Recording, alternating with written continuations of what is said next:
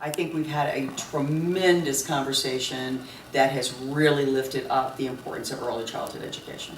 When I landed here a year ago, nobody wanted to talk about early childhood education. I mean, it just was not discussed. We don't do early childhood in Mississippi, was pretty much what I was told.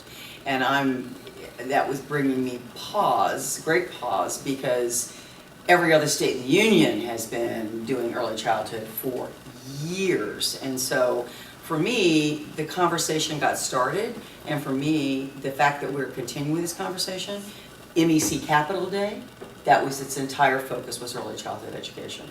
Everybody that spoke about early childhood education. So for me, we are gaining traction in people realizing, when the kindergarten readiness assessment came out, and we realized that we only had, that 2 out of every 3 of our kindergartners were coming to school not prepared to learn, not prepared for school.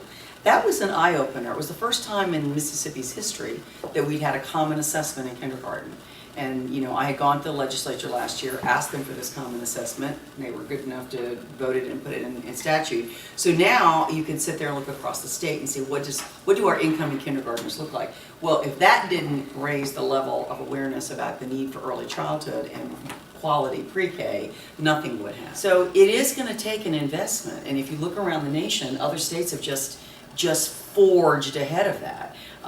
Even in New York City, if you look at what Mayor de Blasio has just proposed, it is going to open hundreds of thousands of seats for 4-year-olds. So there's a way to go about it. It's not like it's you're trying to figure out this mystery of how to make this work. I mean, early childhood works. Early childhood produces. In fact, there's research that shows that for every $1 you invest in early childhood education, you reap $7 on the other end.